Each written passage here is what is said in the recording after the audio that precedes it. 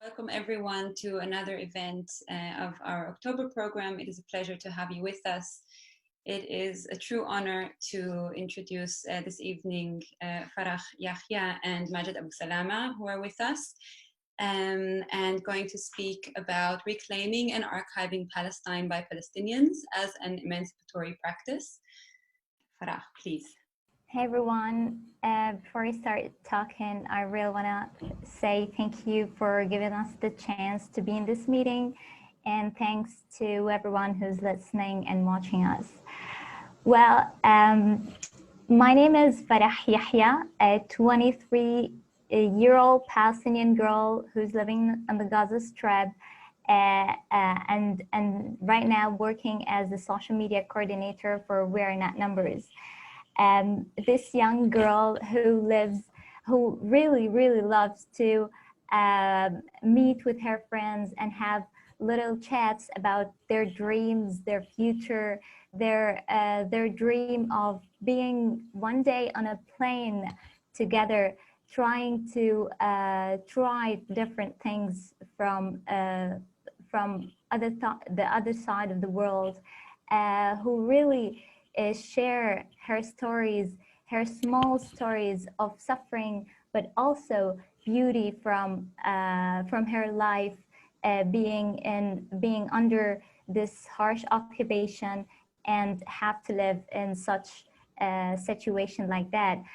And also, I really love to share some beautiful stories from Gaza, the beautiful stories that talks about people who are working on agriculture, for example, and they're trying to having income from that, and such stories that really matters to us as Palestinians, even if they are very small and sound very simple to other people, but they mean a lot to us.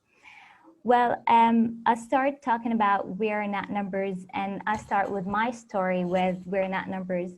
I'm sure as everybody else, when I first heard about We're Not Numbers, I was wondering why did they choose that name specifically? And I'm sure as one of those Palestinians who were always referred to as a number in the news, I could somehow figure it out. We were always referred to as a number in the news, numbers of the refugees in the refugee camps inside and outside Palestine, numbers of Palestinians who were expelled from their homeland and original hometowns, the numbers of people who are living under occupation and blockade and suffering every day, and all those struggles that Palestinians are suffering from. But when I started figuring this out, I knew that this is not the only thing that we are living. There are many stories that we really want to share, and we want to show the world that there is really a beautiful side of Gaza. And we also have stories to tell. Not just we're living like numbers and having no dream and no planning for the future. And from that point started We're Not Numbers, when Ahmed Naouq started to talk about his loss to his brother in the 2014 war on Gaza. He was trying to show the world that he's not only a number, and he's not that thing that can be killed and vanished in just a simple way, but also he has a story, and Ahmed has the right to share this story and tell the world that has always been a story to tell behind everything, and we have the right to show the world this small and beautiful side. And also, and We're Not Numbers, we are trying to collect as many youth as we can. Those youth, they're not just living like those people who who that they have a story to share with us. And we're working with youth specifically because we believe that youth has this message to tell to the world, and this way, they have this way to show their stories. And because our media always focus on uh, working with all people, old aged people, those people who are always speaking in the news and TV channels, and start to talk about the bombing of Gaza, the occupation under Gaza, on Gaza, but we are giving the youth the chance to speak out about their struggles and sufferings, but also about their small stories that really want to share to the world. I also want to share some of those stories that we are given the chance to our writers to tell to the world. They don't just write about the bombing of Gaza and the occupation. They also share the stories of their normal lives, their daily life in Gaza. Like one of those stories were for our writer Ola, who was speaking about the sea. This small story about my old friend, the sea, shows the people that yes, I have many things to care about while I'm living such harsh life. And me also, I love to speak about my days and my things that I'm doing in my days.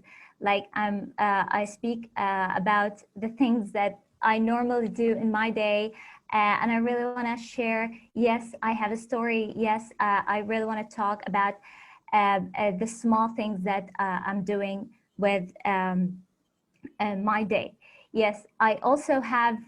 We also have this story for Malak, who was talking in her story about her original hometown, and she was like explaining how she is really feeling that homesickness to see her original hometown and see the village that her grandparents were expelled from, and trying to show that way of that, and trying to show this to people, trying to tell the people that yes, we're living in Gaza, we're living in like what they say at the large open air prison on earth, but we also want one day to see the rest of our beloved homeland Palestine. Really want to know how Palestine look like, how if we went back to our original hometowns where our grandparents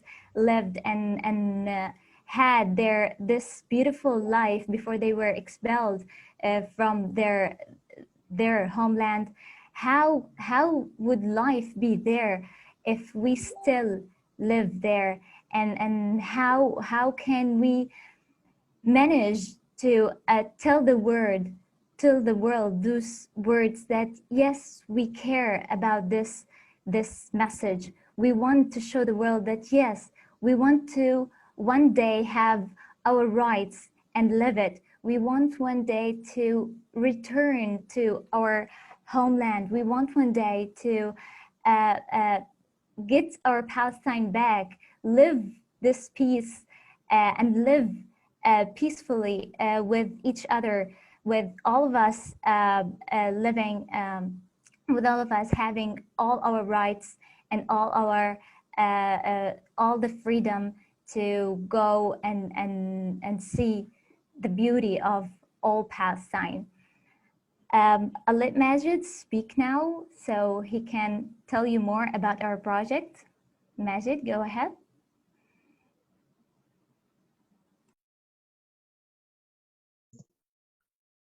Hey, thank you, Farah, for this wonderful introduction as well. I love the picture of the plane, by the way, and I'll elaborate on that very soon. However, my name is Majed. I'm the International Director of WAN, we're not number. It's basically humbling. I'm saying that, and it's very an honor and a pleasure to work with young people from my hometown and from my the many refugee camps that I visit and work in for years. And I still have this connection. So it's a pleasure and an honor to have this connection with especially this project in Palestine. Yeah, talking about reclaiming Palestine is it's something is part of the like how do we decolonialize our narratives and our archives in Palestine? You know, as Farah said, is that how the dream can be taken from you, how can be stolen, how it can. How this kind of image that it can come to you many times as if flying from with an airplane with some friends and just we shared with them the worst, you know, but you can still share with them that's this dreaming of having an airport and flying from an airport from Gaza that was actually destroyed in 2000 with many bombs. And the strange thing about it, that this airport itself was bombed at least, if I remember, 100 times after. It's an empty place, you know, and 100 times have been bombed by many F-16 bombs and tanks and drones and so on. So, you know, as we are in numbers, I think we are, the biggest success of our project, I would say, is that not only we write the story, that we use the power of essays, writing and storytelling, as we turn this abstract concept of Palestine and abstract concept of Gaza, especially since it is very abstract, into something very tangible that anybody in the world can touch it. So how tangible Palestine and Gaza can be, since how mysterious is those people of Gaza was, we think before, as of them only, as Farah said, this part of the news, but now you can feel them dreaming and arguing with their mother and arguing with their father here and having fights with their friends and trying to go to the sea and like enjoy, like having this kind of like images that they kind of try to take, you know, try to reclaim out of all the suffering that they have, this emergency life that we live, you know. And the fact that we are not numbers, I would say, some people might think a lot about why do we archive and reclaim and what do we think of that. I will just leave it for later. But I want you all to think about how we live an emergency life in Gaza. You know, our life in Gaza is as continuous as it is. Farah life, Isam life, Asma life, and many beautiful young people that we live in Gaza. And me myself, a part of it, I'm the least beautiful, by the way, of them. They're much more beautiful. I'm the older one. So anyway, away from beauty, we have what I mean by emergency life. Let's think about a concept that I live in Europe and I know what I'm doing every day. But when you live in Gaza, you really don't know what you're doing every day. You don't expect if the water can come at the right time, if the electricity can come at the right time. Like the example with Farah yesterday, she's telling me, maybe I don't know if the electricity would come, but I'll try to manage, you know, and I would have to tell Judith, let's see if the electricity will come, Farah might join. If not, we have a replacement. You know, this thing that it's maybe past by yourself, but it doesn't pass with us because we have really planned ourselves according to certain schedule. You have to take showers during certain schedules. You have to take care of your studies and talk to your friends according to certain schedules. You have to plan your meeting according to certain schedules.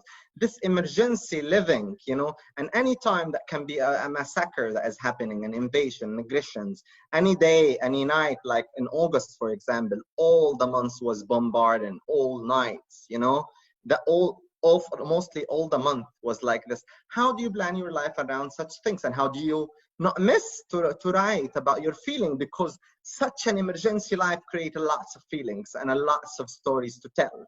And that's come the role of We Are Not Numbers, where we, as We Are Not Numbers, try to bring those young people from different places and tell them, hey, it's our way right now to tell it's our role and our duty right now to archive those material and to archive those memories and stories, because the second day will be difficult and will not remember. A lot of the time I don't catch my memory. It's like I try to digitalize it in Facebook and Twitter. People think I do it for them, You know, one of the things I do it because I'm conscious about when I tell the people and advocate the people about Gaza, but I mainly, lots of the time, I do lots of those things for me, just to keep it there, and I come back to it, you know, and see how can I elaborate on this, on how on digitalizing my memory, even with a couple of sentences. But what if we brought 100 young people to a place each year where each one of them will have to write 2, 3, 4 stories of their most precious memories of them to the people who want to read. And that is where the power of one, you know, and that's the power that I do think that the power of reclaiming those 100 stories that we bring each year for the world to read something different than the reporting that some white Westerners will say. You know, there's something different than the couple of Palestinians that who are giving the privilege to write in certain newspaper that can reach to different people around the world. One bring the locality. I mean, one is a local agent, you know, as a really local agent from the ground. You know, so in one, you know, also what we are interested all the time about when archiving those material, this stories that and this narrative that we try to collect, you know, we are interested in bringing stories from different refugee camps. The power of that kind of taking all the space back in the archive, you know, not taking all the space where you take the stories from the south, which by the way, even though it's 40 kilometers, can be very different from the one that you can take from the north, because that they have different confrontation than the one they have in the north, and different confrontation than the one they have next to the sea, and the one that they have in the east, more closer to the border with occupied Palestine, which is Israel at the moment. And those stories bring them together. If we as wanners, and I as a reader from outside, when I look at the stories, I get very like occupied on my surprises of how different this could be, even though this all Gaza is only like 40 kilometers from the north to the south, and about 7 or 6 to 9 kilometers between the north and the south, you know, sorry, between the east and the west. So this is where where I see myself, the importance of one and the power that one tried to do by writing those stories and narratives, while not being naive. Let's make sure that we are not also that our young people are clear about the terminology of languages, and how this language also is very important to create this language of we still the oppressed, we still the colonized, we still the besieged, we still the one who tell the story, and we still have the one who have ownerships over our stories. These ownerships that we didn't have before, because we were always were the testing fields, or the testing creatures, or the bodies that people come from outside to see, or the ones that doesn't have the connections to write, because it's not us who write about us, it should be other people. We cannot write from the first person, as I would say, I am telling you the story. It should be he, or I will tell you about him or her. And creating this revival of our bodies and our stories, this kind of making our stories survive in between the narratives, you know, put some water on it and grow it and have it in archive, that for us and for others to study, you know, it gives Palestine power, you know, it gives Palestine power, it gives the fight against Zionism power, it gives the fight for justice and equality in Palestine, in Palestine and Israel power. You know, this is how we take agency for our lives, for our memory, also very important that we take, because it's a very active memory, as I explained, with being an emergency memory. You know, it's a very active memory with amount of activities, amount of situation we have to go through, you know, which we cannot keep. It's hard to preserve, except if you have such a project that allow you to write and do this. So that's why I'm saying it's great to have the opportunity to go for us to go to this intimate life of Gazans, you know, and get like, it's really great, like to go through ourselves and write the story for others, but it's great for others, you know, to come to us, you know, to our space, you know, we give them this pleasure, you know, to come to our space and tell this grounded stories, you know, it's very literally, it's very profound, you know what I mean? In this, I also would like to speak about very much how reclaiming work with word. You know, I always say I think I told you this once about how you steal languages and narratives, and I always say of my grandmother's story, which she says about a language of Hebrew, for example. As we say, Hebrew was lots of words was taken from Arabic. And when they speak about Israel stealing Palestine and stealing everything, you know, Israel stole everything, culturally, artistically, appropriated everything Palestinian to create. Well, yeah, because as we know all that there are Western colonizers, settlers came, and now there is this land. But my grandmother, who was like, should be now 110 years old, you know, she always say they stole everything, even the word khara, you know. So سرقوا كل شيء حتى يعني بالعربي, it's like in Arabic we say سرقوا كل شيء حتى كلمة خرا, you know, because they couldn't find the word for the word shit.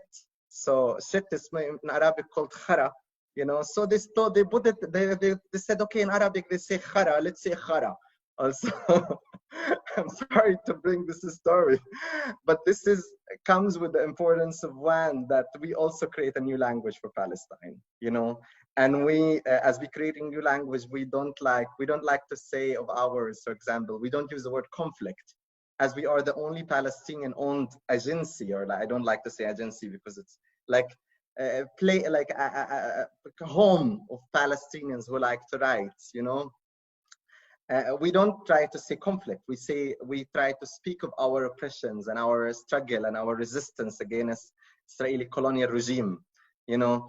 And with that comes that how we reclaim we tried as much to learn how do we claim our language, because we didn't know. Yani, I do think the first one who put that ground at that time, it's Edward Said, Ibrahim, like Abul Ghud, for example, and others who came because they were early intellectual. And by the way, why they managed, like Edward Said, if you think about him, he come from an aristocrat family, by the way. So those are first people who managed to go to universities. My parents have not, you know, from all my, not my parents, from all my uncles, only one, like there were 7 uncles of mine and 2 aunts, only one managed to study nursing, because everybody have to work. So one person can study. Many of the second and third couldn't do that. So that's why it's what Saeed would always say, he comes from a place that he was giving all the privilege to fight for us, you know. And lucky us, it was Edward Said at least, you know, was done that. So we're very thankful that he gave us a very critical way to look at our rights and other people's rights, you know, and to look at equality from a humanizing image, you know, and from a very collective image, you know, and how he also gave us this chance to think of everybody who was in the land between the river and the sea, to have this kind of equal rights and to have this kind of justice that maybe we romanticize, but we see it clearly as at this time kind of something valuable, something we can touch. But how can we touch it without resisting an Israeli colonial regime that can steal these memories, can maybe take down our archives, you know? Now we are very skilled about our digital archive in WAN. Israel can also steal it anytime. The same way that they try to close the school of unlearning Zionism, you know? This is part of like them steal, and us as of today or yesterday, sorry, as of yesterday, we reclaimed our school of unlearning Zionism by putting the website back, you know, because this is the type of resistance that we as Palestinians love to claim its power. And thanks for the School of Unlearning Zionism activists and friends and comrades to reclaim and to fight for this, them to be up with us today. I hope, did I talk enough, or should I talk more? I can talk more. Thank you. It was wonderful. You said many things. I think I will maybe speak for myself and probably for others. I feel like we all want to hurry after this interesting meeting and go to your website and read all these amazing stories that you're sharing. So thank you for that. And thanks, Majed. I actually want to invite Farah if she wants to add something to, because you've raised many points, and I think we all learned something new about the word Farah. So thanks for that too. And yeah, please, Farah, why don't you go for a bit more, and people can start asking their questions in the chat if they want. I always have a million of my own, but we'll see how it goes. Thanks, Majed. Yeah, thank you, Majed, for all that you added. I really want to comment on a story that Majed told about the airport, the Gaza airport. I remember there is a saying by an Israeli that says, the old will forget and the young will, the old will die and the young will forget. But I have a little story to share about the Gaza airport. When I was like 10 years old, we were in the school and we had that a small trip to our ancient places in Gaza, and one of them was the Gaza airport, and it was totally destroyed, and there was nothing to see actually, but just ruins of a building that was one day an airport. And we were wondering why they destroyed this. We were asking our teacher, yes, we have that airport, but we don't see planes. Why can't we travel? And she was saying, yes, because we're under occupation, and when you grow up, you will understand the thing that is going with us. And yes, we grow up understanding that this occupation trying to prevent us from living a great life like any human being in the world. This is a simple right for us to see the other sides of the world, because they destroyed it and stole this from us. But me growing up having this story and wanting to share this story with my children and the next generation that will never forget this, because I will have this story forever, and they will continuously sharing these stories with people, telling the world that yes, we have rights, but the occupation trying to steal this from us, and we just can't simply agree on that, and not having anything to resist with and counter such harsh actions from the Israeli occupation. Thank both of you very much for your input and the many directions that you've shared with us that we can take the conversation. I would like to ask a first question on this idea of archive. I feel like archive is always seen as something of the past, but it sounds like you are writing archives for the future. So I wonder if someone wants to say something about that.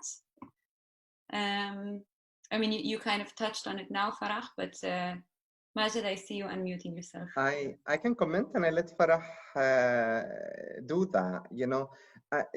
The fact I don't think we do we do memories of the future, because I do believe we are very hopeful nations. As we say in Gaza, when we enter Gaza, we say anybody come to Gaza, we tell him, smile, you are in Gaza. Imagine how optimistic we are. It's like to tell somebody when they come to Gaza, they're like under stress, all these pyramids, they have to be a diplomat to come, and it's very difficult. It's a miracle to come into Gaza for anybody from outside. And the first thing they will have is a smile, you are in Gaza. I do think we document the future because we are a hopeful nations, and we're trying to bring this hope as a mechanism of our resistance.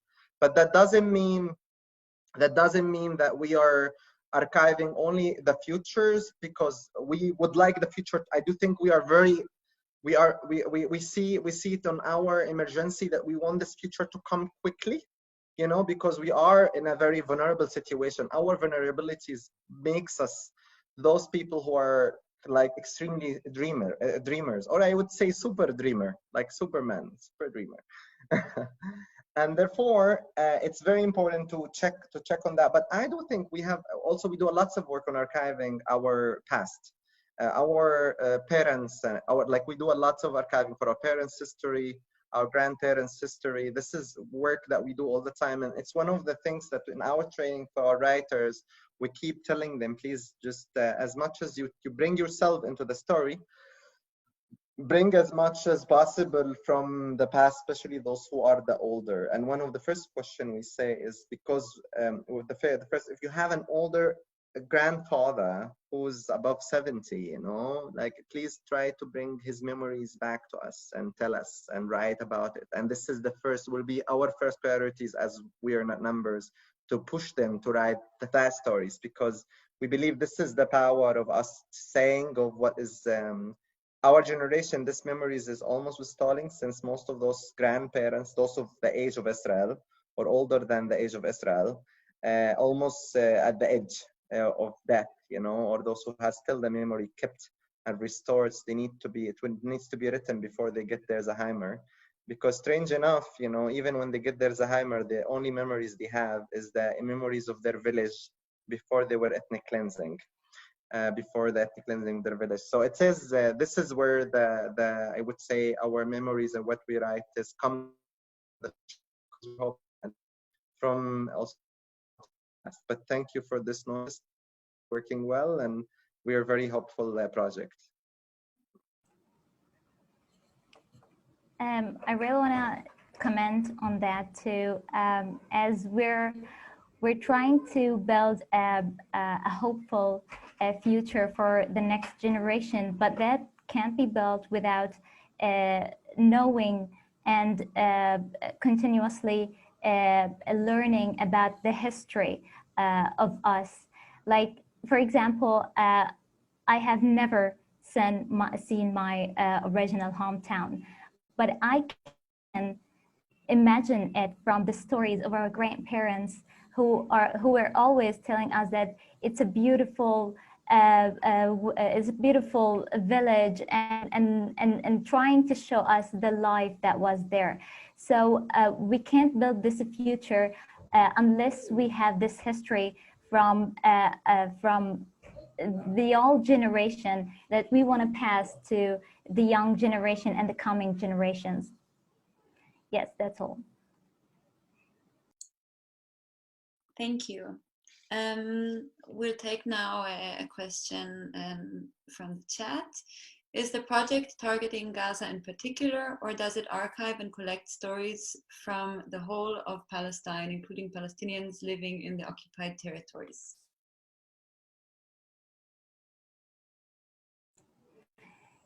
Yes, we're mostly people from Gaza, but we also have many writers from around the world.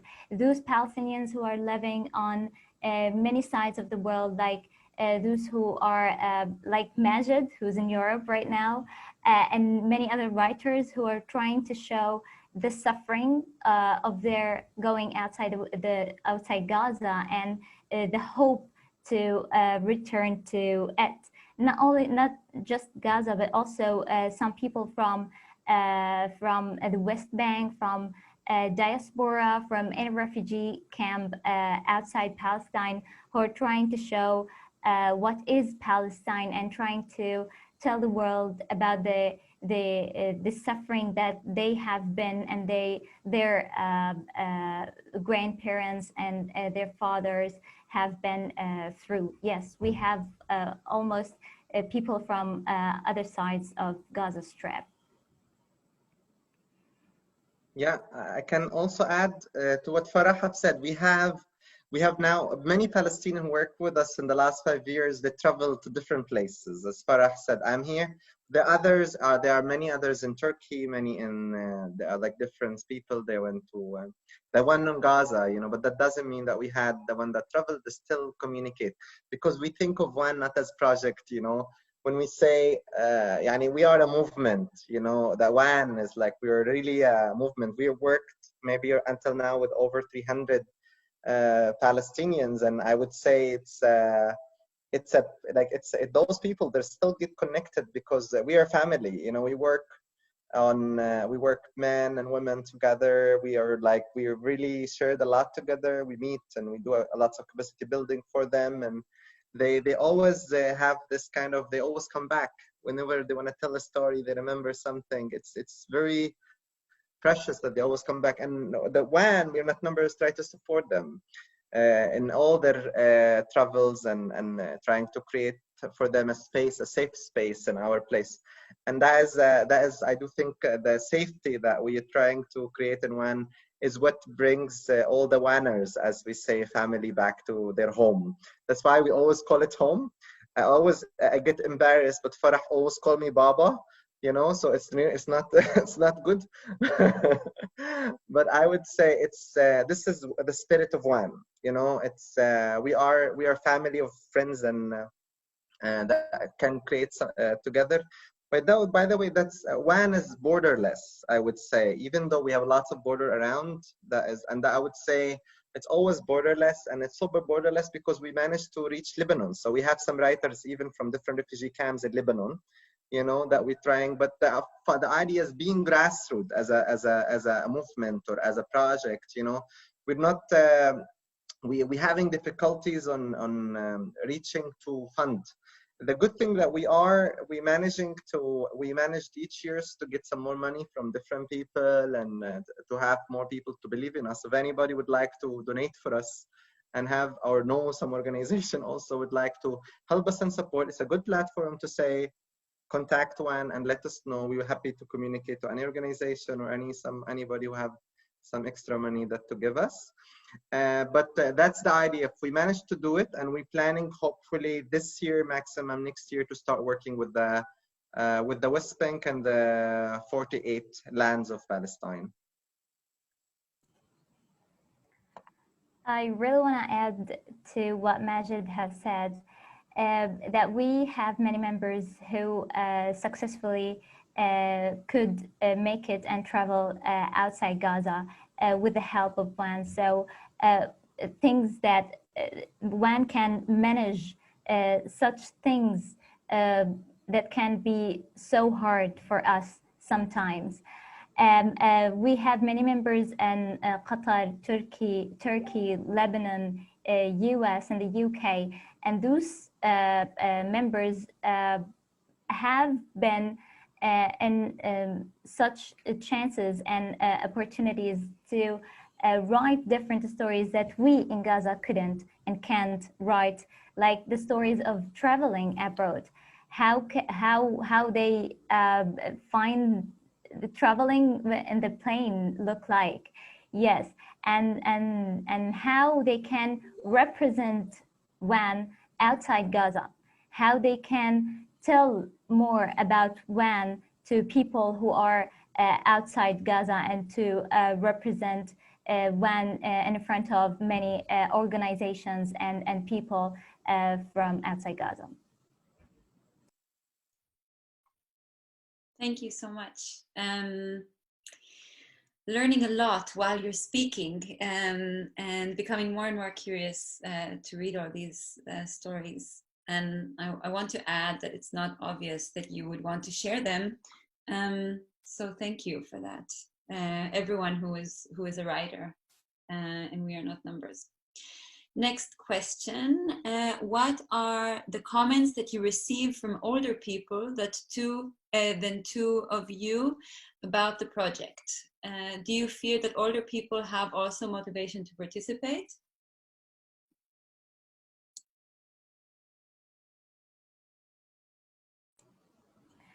Yes, we are receiving many great comments from all people about our project, but we mainly focus on youth because youth sometimes don't have the chance to speak on TV channels and ordinary news agencies and channels.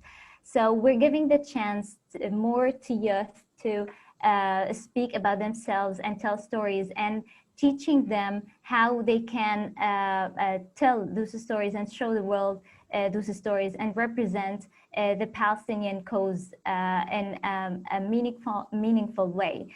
And yes, every year we add too many people to our family, to our project, from 20 to 30 people. We add them to teach them how they can write stories from and about Gaza, and how they can represent the Palestinian cause.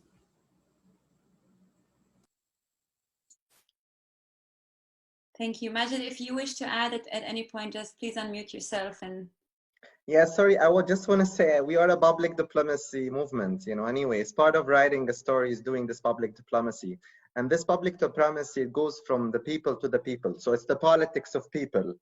And with this politics of people comes us, as we are not talking to, we're not talking to the governments and to the, we talk to people. So our story is very much touching. It does come and connect, you know, and what we try with our mentors who are drafting these stories and helping our writers to write those stories is the fact that those are people like Suzanne Abul Hawa, for example, who wrote Morning in Jenin. Those are like Amir Zaher, who is like a famous Palestinian comedian, you know. Those are like Layla al-Haddad, who is a famous cook. They have the Palestinian. Those are like many people, and also I would say many of our senior wanners became mentors, you know. So and with this, like this is what we're trying this to have this chain of intersectional connections that we try to care about. How do we want to, as Farah said, represent the Palestinian cause? Yes, but also how to try to create a grassroots people movement that fights for justice in Palestine, you know, and how do we bring and reclaim back the Palestinian rights, you know, from the ground, from bottom up, you know. So because what we bring to you is really the stories from the ground, you know, and also mainly from the Palestinian refugees, mainly the Palestinian, I would say, refugee camps, you know, in Gaza and beyond, you know. So that is where. thank you. Another question: what are the challenges that one faces in relation to funding? If you wish to. This I can comment on this, just very, you know, as I said, we were very thankful to the different organizations that try to support us, such as the Codebink and the Nonviolence Internationals and the Palestine Swiss Stiftung and Palcom Norway and many other friends and many friends and comrades from different around the world who gave us the trust to fund us. But we're still in a very grassroots funding. We are not getting the hundreds of thousands. We're very happy with the 20,000 we get every year. So yeah, with this 20,000, we create lots of different. I say this project, if it is funded by a very neoliberal spaces, it will get the hundreds of thousands, but we are very much still in that edge.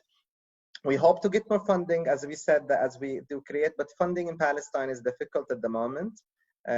Palestinian, I do think it's not in the interest of people to fund storytelling and writing, and Palestinian telling and writing their own stories, you know, and their own news and their own.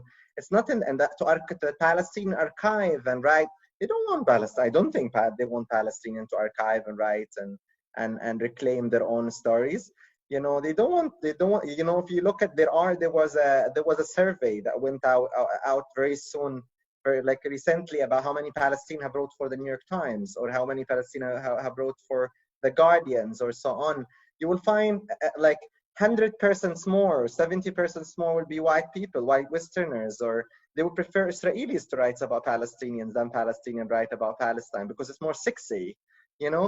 So that is where we're trying to flip this narrative, you know, we're trying to shift it and have critical view about the importance of one and the importance of we are not numbers to create this movement that allow us to tell our story ourselves as Palestinians, to allow us to expand, so our spaces can expand as Palestinians, so that it will become like one is Palestine. So we fight to decolonize one, so we can connect with other stories in the West Bank in the 48, even with the stories of people who are the colonizers, you know, like of us, you know, trying to. There's so much closeness to that, and I can mention a this story struck me. I'm sorry you that I get into your space. You're my friend, and it's fine, you know. So okay. So for example, this striking knowledge when we see how this connection can happen. You know, first I want to mention about.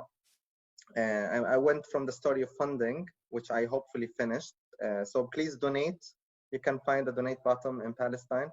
And in the We Are Not Numbers, but the story we mentioned is that we also have a website which is called Border Gone, and Border Gone is a Hebrew website for what We Are Not Numbers. It's an extra independent website that only we agreed, and we were very sure, and we're very profound, let's say, about having this only for Palestinian voices in Hebrew. So many of the stories you find in We Are Not Numbers is translated to Hebrew in another website, which became kind of very known or newly known in the Hebrew left and mainstream, also Israelis in Israel. It's called Border Gone. You can check it in Google. And this place is also translate a lot of our stories, and it's very much in connection to us. I'm part of the board of that also place, because we not doing as planners. We are visionaries. We wanna fight colonialism. We wanna struggle for our freedom and equality and dignity. But meantime we wanna fight that this struggle is intersectional, you know. And I do think this connects very much to the vision of School of Learning Zionism. Allow us those stories when it's told from those different places. It gives us an image about how do we really create a one democratic secular state in Palestine, Israel, in the future. And that is where we as one maybe could be one of those seeds which will create this movement that can liberate all of us. I really want to comment on the question too about the challenges that we face about the funding. Well, the main challenge we face is that we don't have a specific sustainable fund that we can depend on. We do a fundraising campaign every year, so we can collect money from different people, organizations, supporters, and any people who want to donate to us and support the Palestinian cause.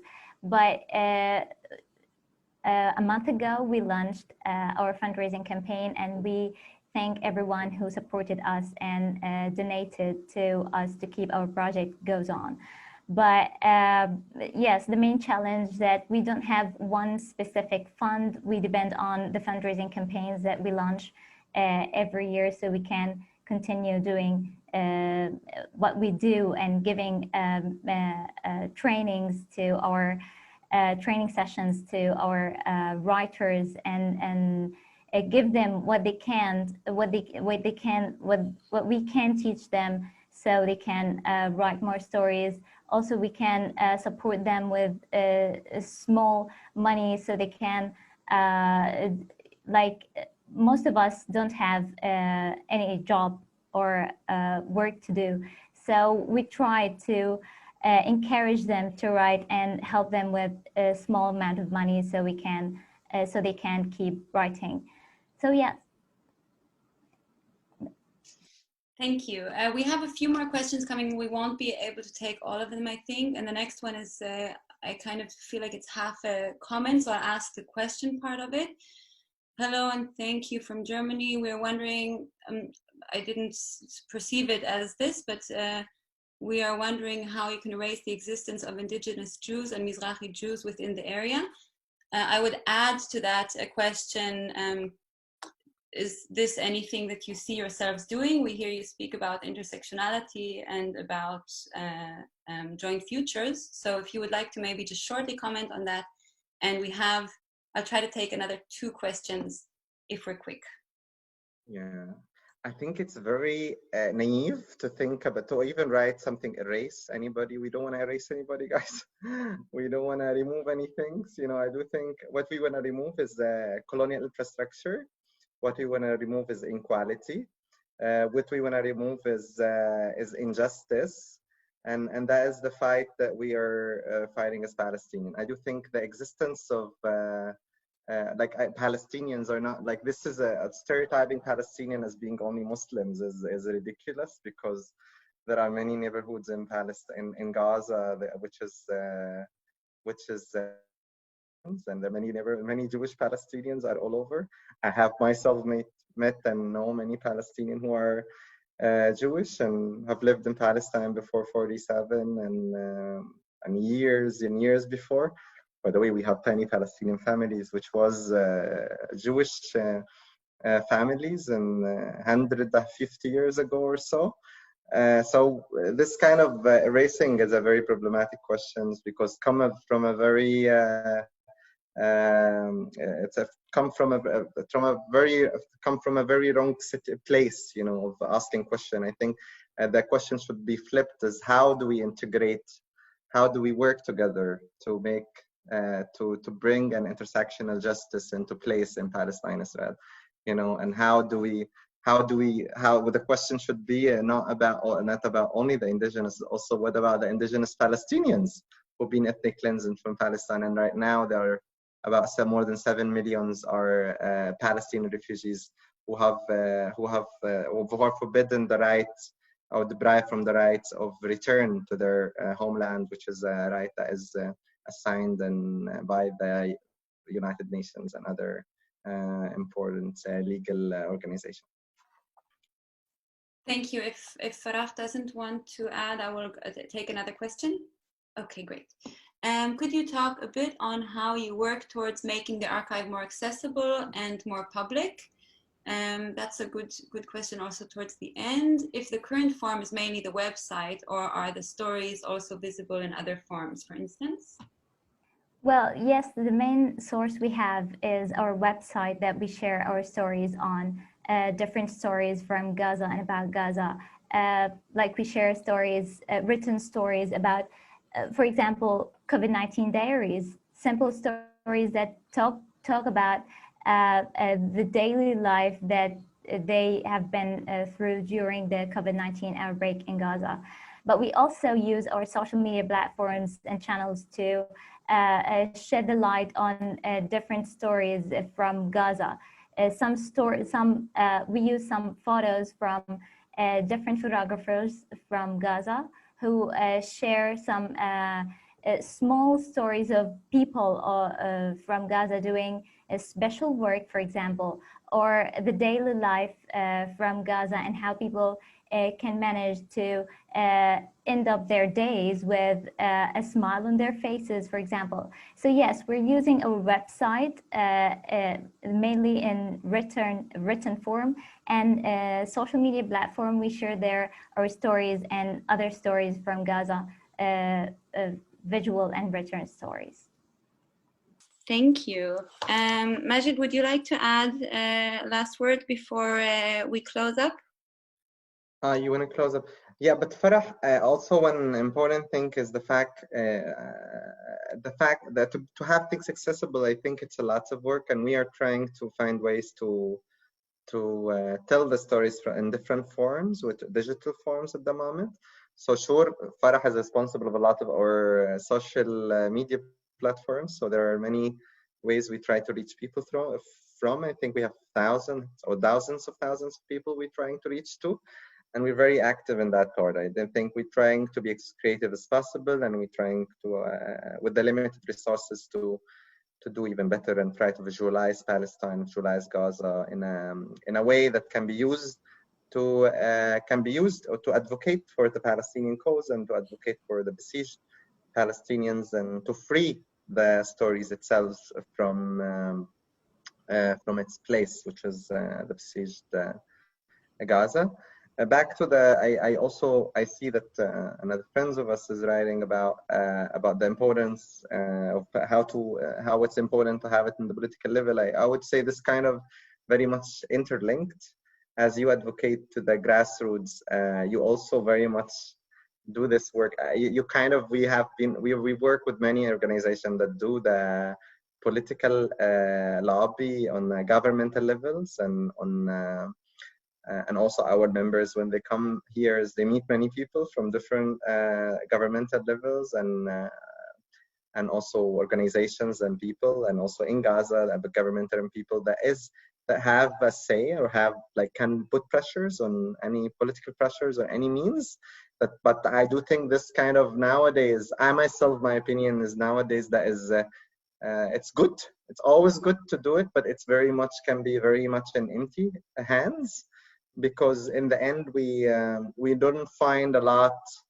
And we I myself have become very pessimistic about how that works, even though I work on that political level and political lobbying from a very fighting this governmental repression and silencing in Germany, for example, that is taking lots of energy from us, and also trying to pressure parties and governments and organizations to speak up for Palestinian rights and to not be silenced about or normalize Palestinian suffering in any means, So I do think us planners are reminders for everybody who was everyday reminders for anybody who would like to advocate for Palestinian rights, working for Palestinian rights. We give them the information, the knowledge, the stories to go out in the street and shout for Palestine, and go out in the street and shout freedom and justice for everybody